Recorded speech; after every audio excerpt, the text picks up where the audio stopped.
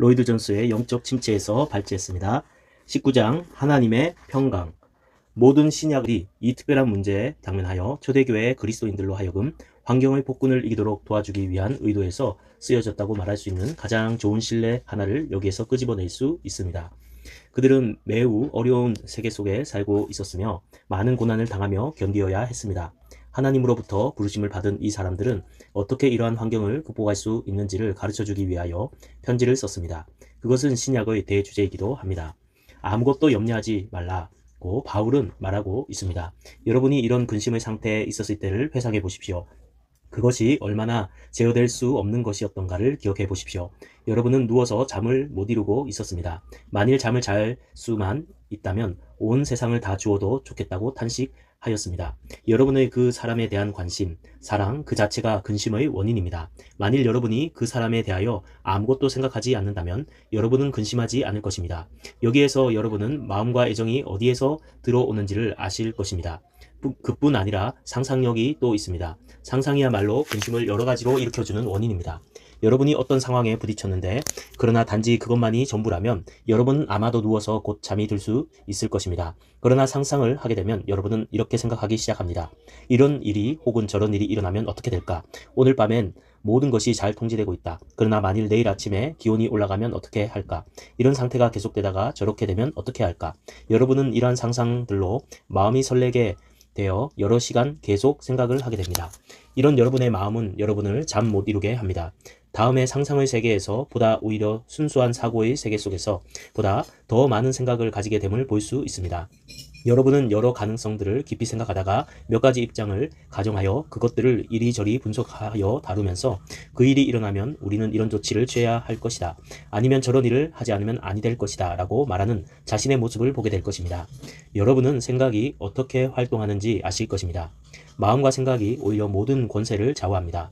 우리는 생각의 밥입니다. 우리는 근심의 상태 하에 있는 노예입니다. 마음과 생각, 이 두 세력은 우리 속에 있으면서 또한 통제 범위 밖에서 우리를 지배하고 우리 위에 폭군처럼 군림하고 있습니다. 사도 바울은 이러한 현상은 우리가 무슨 수를 써서라도 피하지 않으면 안 되는 것이라고 우리에게 말해주고 있습니다. 이 근심의 상태에서 우리는 따져보고 추론하고 여러 잡념들에 쫓기면서 우리의 모든 시간을 소비합니다. 이런 상태에서 우리는 속수무책입니다. 다른 사람들에게 말도 하고 싶지 않습니다.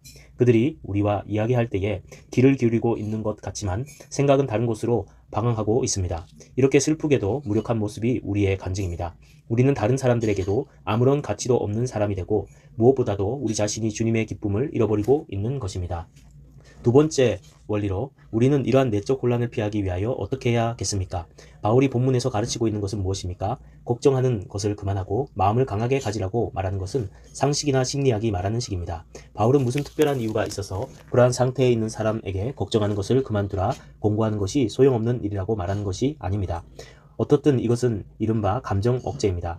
여러분이 의지가 강한 사람의 경우라면 의식 세계에서 생각들을 붙잡아 두고 그 결과로 그것을 무의식 세계 속에서 활동하도록 할 수 있을 것입니다. 이때 이러한 방법이 곧 감정 억제인 것입니다. 심리학자들에게 말해보라고 하면 그들은 또 이렇게 말합니다. 당신의 정력을 낭비하지 마시오. 당신이 염려하는 그 자체는 현재 상태에 대해 조금 더 영향을 주지 못할 것이오. 그들에 대하여 나는 이렇게 말합니다. 선생님이 나에게 염려하는 것이 현재 상황에 영향을 주지 못할 것이라고 하신 말씀에 동의합니다. 그러나 그 상황은 여전히 그대로 있고 나를 이처럼 불안하게 만들어주고 있는 것은 바로 그 상황입니다. 선생님의 말씀은 지당한 말씀이지만 그러나 나의 이 특별한 상황을 해결해주는 말씀은 되지 못합니다. 다시 말씀드리면 이상의 모든 방법은 현실적인 상황을 다루는데 다 실패하고 있습니다. 그렇다면 바울은 무엇을 말하고 있는 것입니까? 그는 긍정적인 명령으로 그의 치료법을 제시합니다. 너희 구할 것을 하나님께 아뢰라. 바로 이것이 그 답입니다. 기도라는 단어에는 얼굴과 얼굴을 마주 대하고 있다는 개념이 그 단어 자체에 본래적으로 내포되어 있습니다. 여러분은 하나님의 존전에 나아가서 그의 임재를 깨달으며 그 임재를 회상합니다. 여기서 바울은 우리에게 우리의 간구를 아뢰라고 격려합니다. 그는 우리가 특별한 것들을 하나님께 가지고 갈 수 있으며 바로 이 부탁이 기도에 합당한 한 부분이라고 말해줍니다. 이렇게 해서 우리들은 지금 우리에게 있어서의 그 특별한 문제에 대하여 답을 드립니다. 감사함으로 그에게 나아가야 합니다. 우리 마음속에 하나님의 선하심에 대하여 조금이라도 의심이 있어서는 안 됩니다. 의문의 또는 의심의 여지가 있어서는 안 됩니다. 우리는 스스로 내가 하나님께 무엇을 감사할 수 있을까 하고 물어보아야 합니다. 우리는 이것을 깊이 생각해서 행해야 하며 또 그것은 우리가 할 수 있는 성질의 것입니다.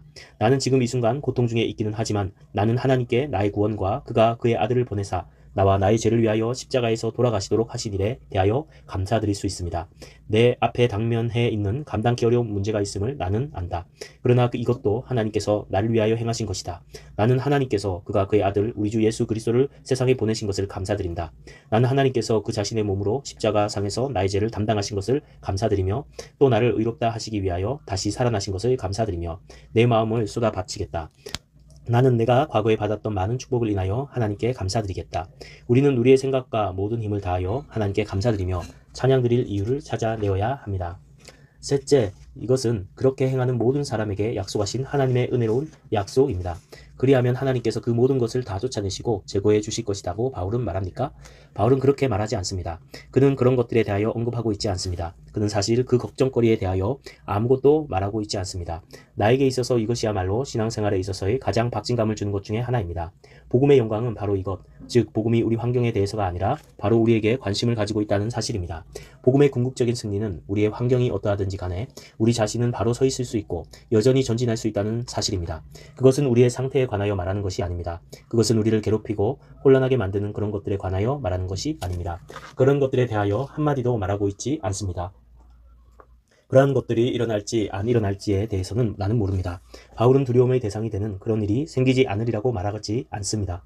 그가 말하고 있는 것은 그런 일이 일어나든지 또는 일어나지 않든지 간에 우리는 지키심을 받을 것이라는 사실입니다. 하나님께 감사하십시오. 바로 이것이 승리입니다. 나는 환경을 넘어서 있습니다. 나는 환경에도 불구하고 승리자로 있습니다. 이것이 대원칙입니다. 우리들은 모두 환경의 지배를 받게 되기 쉽습니다. 우리들은 환경에 의해 의존하여 살기 때문입니다. 우리는 그래서 그 환경을 지배하고 통제할 수 있으면 하고 원합니다. 그러나 성경이 어떤 상황을 다루는 방법은 그런 것이 아닙니다. 바울이 말씀하고 있는 방법은 바로 이러합니다. 너희 구할 것을 하나님께 아뢰라. 그리하면 모든 지각에 뛰어난 하나님의 평강이 너희 마음과 생각을 지키시리라. 하나님께서 여러분들을 항상 잠 못 이루게 방해하는 그런 것들로부터 절대 안전하게 지켜주실 것입니다. 그것은 밖에 있도록 해주시고 여러분들은 그것들에도 불구하고 평강 가운데 있도록 지켜주실 것입니다. 그는 또한 기도하라. 왜냐하면 내가 기도하는 동안은 너는 그 문제를 생각하게 되지 않을 것이며 그래서 너는 일시적인 안정을 얻게 될 것이니까 라고 말하지도 않습니다. 이것도 역시 훌륭한 심리학이겠으나 또한 나쁜 기독교입니다. 바울은 또한 내가 만일 너희 마음을 하나님과 그리스도에 대한 생각으로 가득 채운다면 그 생각이 다른 모든 고민을 쫓아내줄 것이라고 말하지 않습니다. 이건 역시 좋은 심리학이겠지만 기독교와는 아무런 관계도 없습니다. 그는 또한 기도하라. 왜냐하면 기도는 환경을 변화시키기 때문이라고도 말하지 않습니다. 나는 이 사실을 강조하고 싶습니다. 결코 그렇지 않습니다. 기도는 환경을 변화시키지 않습니다. 이것이 바울이 말씀하고 있는 것이 아닙니다. 이건 역시 심리학이지 복음과는 전혀 관계가 없습니다. 바울이 말씀하고 있는 것은 바로 이것입니다. 내가 기도하고 하나님께 너의 구할 것을 아뢰면 하나님께서 어떤 일을 해주실 것이다. 그렇게 해주시는 이는 오직 하나님이시니 여러분의 기도도 여러분 자신도 아닙니다. 모든 지각에 뛰어난 하나님의 평강이 그리스도 예수 안에서 너희 마음과 생각을 지키시리라. 하나님의 평강이 우리의 생활의 성벽과 망대 주위에서 돌아가면서 지켜주고 있습니다. 우리는 그 안에 있고 마음과 생각의 활동은 그 밖에서부터 불안과 근심을 생산해내고 있습니다. 그러나 하나님의 평강이 모든 것을 막아 지켜주고 있고 안에 있는 우리들은 완전한 평강 가운데 있는 것입니다. 그렇게 해주시는 이는 하나님이십니다. 나는 이제 마지막 원칙에 대하여 꼭 한마디 말씀만 드리고 마치겠습니다. 그 마지막 원칙이란 꼭 약속의 포괄성입니다.